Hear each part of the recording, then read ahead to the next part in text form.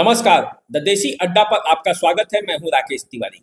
अब की बारी तरारी में कौन हारी, ये सवाल तरारी ही नहीं बल्कि बिहार के लोगों के मन में है, क्योंकि माले यहाँ हैट्रिक लगा सकती है और सुनील पांडे तीसरे प्रयास में माले को पटक सकते हैं।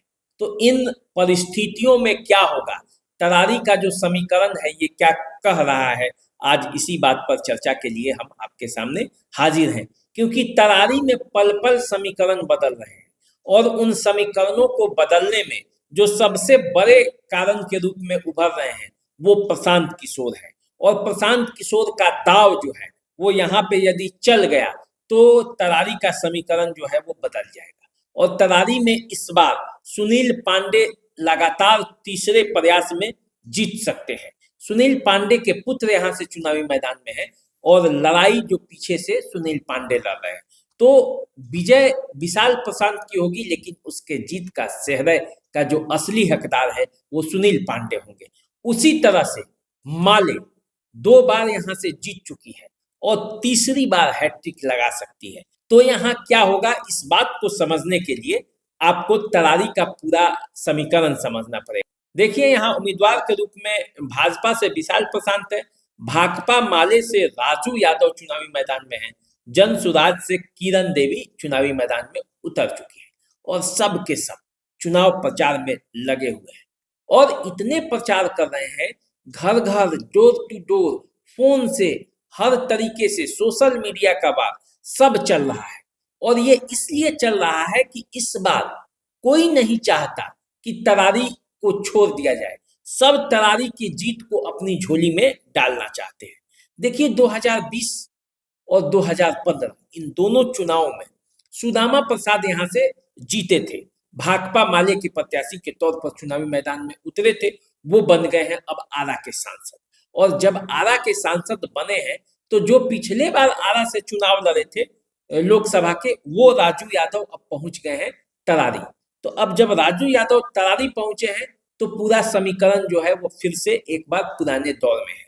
और सुनील पांडे जो 10 में तो चुनाव जीते तरारी बनने के बाद, उसके पहले पीरो विधानसभा हुआ करता था, 8 में तरारी बन गया, तो तरारी बनने के बाद 10 में तो जीते, लेकिन 15 में वो अपनी पत्नी को चुनावी मैदान में उतारे, वो भी हार गई मामूली वोटों के अंतर से। और 2020 में वो भी हार गए मामूली वोटों के अंतर से, लगभग वो 11,000 से हारे थे और गीता पांडे जो है वो 15 में कम वोटों के अंतर से, 200 या 400 के वोटों के अंतर से वो हारी थी, 500 से कम ही था जीत हार का अंतर। तो ऐसी परिस्थिति में 2 बार मात खा चुके हैं, खुद पत्नी हार चुकी है, खुद हार चुके हैं, अब बेटे को लेकर वो चुनावी मैदान में है, तो वो किसी भी कीमत पर तरारी में बाजी पलटना चाहते हैं।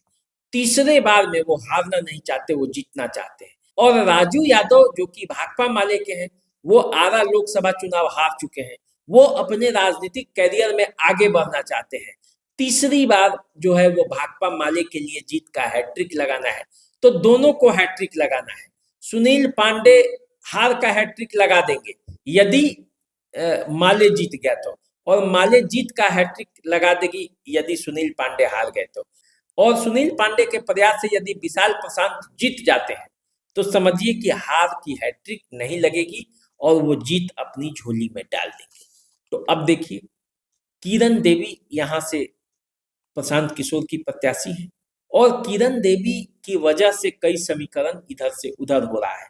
वैसे यदि जातिगत समीकरण देखेंगे तो जातिगत समीकरण और जो एनडीए का समीकरण है उसमें जो है सुनील पांडे काफी मजबूत दिखते हैं। भूमिहार जाति के लगभग 65,000 यहाँ पे वोट है, ब्राह्मण भी 30,000 के आसपास है, राजपूत भी 20,000 के आसपास है, अति पिछड़ा पिछड़ा मिला के 50,000 वोट है, यादव भी 30,000 वोट है, वैश्य समुदाय के 25,000 वोट है, कुशवाहा के 15,000 वोट है और मुस्लिम के 20,000 वोट है।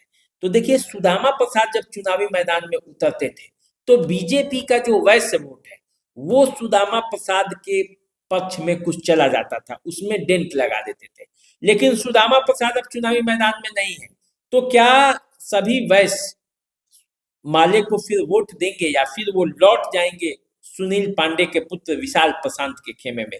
यदि वैश्य लौटते हैं तो देखिए समीकरण वहां का कितना सुनील पांडे के पक्ष में हो जाएगा, क्योंकि भूमिहार जाति के 65,000 वोट, ब्राह्मण जाति के 30,000 वोट, राजपूतों में डेंट लग सकता है क्योंकि प्रशांत किशोर चुनावी मैदान में उतारे हैं। फिर पिछड़ा जाति और अति पिछड़े जाति में सभी वर्गों का वोट है, क्योंकि ये वोट माले के भी फेवर में जा सकता है। ये वोट जनता दल यूनाइटेड और बीजेपी के भी वोटर हैं इसमें, और यादव मत एकजुटता के साथ राजू यादव के पक्ष में यहाँ पड़ सकते हैं, क्योंकि एक तो जातिगत समीकरण भी है, दूसरा आरजेडी का समर्थन है। तो यादव मत जो है वो गोलबंदी के साथ तरारी में पड़ सकता है महागठबंधन के लिए। मुस्लिम वोट पर भी इस बार दावेदारी प्रशांत किशोर की भी है और दावेदारी जो है भाकपा माले की भी है। लेकिन देखिए पूरा मिलाकर जो देखा जाए तो तरारी में इस बार बड़ा उलटफेर की संभावना है, और ऐसा लगता है कि सुनील पांडे का पलड़ा जो है यहाँ पे भारी है। प्रशांत जो विशाल प्रशांत उनके बेटे हैं वो यहाँ से मामले को अपने पक्ष में कर सकते हैं। और इस बार प्रयास भी हो रहा है, क्योंकि लगातार 3 बार से वो चुनाव हारते रहे हैं।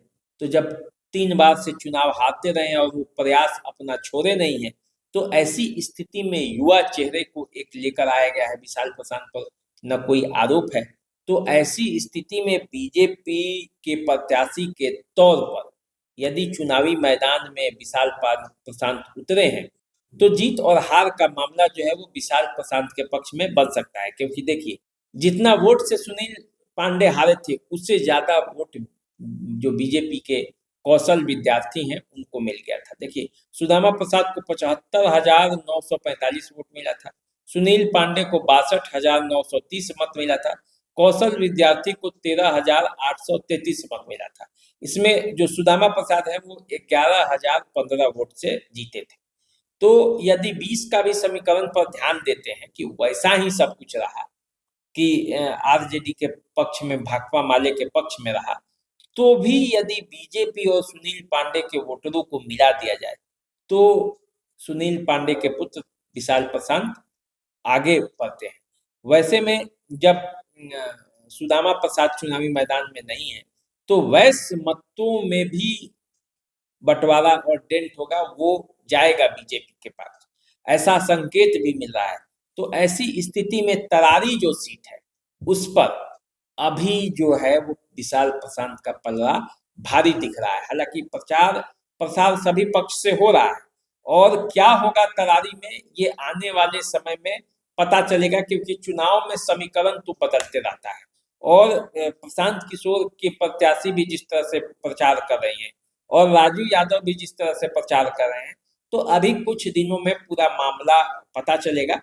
लेकिन अभी मौजूदा स्थिति में देखा जाए तो तरारी वह सीट है जहां एनडीए कंफर्ट मुद्रा में है और वो जीतने की स्थिति में तरारी में है। समीकरण और पूरा जो गोलबंदी है और अभी का जो परिदृश्य है वो उसके पक्ष में दिखता है। अब कल क्या होगा, परिस्थिति कैसे बदलेगी और गोलबंदी किसके पक्ष में होगी, ये आने वाले समय में पता चलेगा, क्योंकि चुनाव तो एक दिन में बदल जाएगा। तो खेल खुला है अभी, क्योंकि 13 तारीख को मतदान होना है, तो 13 तारीख में अभी कई दिन है और उन दिन में समीकरण बदल भी सकते हैं। लेकिन मौजूदा समय में अभी बीजेपी के प्रत्याशी यहाँ से आगे चलते हुए दिखाई दे रहे हैं। अब आगे क्या होगा वो आप भी बता सकते हैं, और यदि कोई तरारी का स्थानीय व्यक्ति है तो वो भी अपना विचार कमेंट करके हमें बताए। और बिहार के लोग जो लोग देख रहे हैं इस खबर को, हमारे जितने भी साथी हैं जो देखते हैं हमें, वो अपना कमेंट करके हमें बता सकते हैं। अभी दीजिए इजाजत, चैनल को सब्सक्राइब कीजिए। नमस्कार।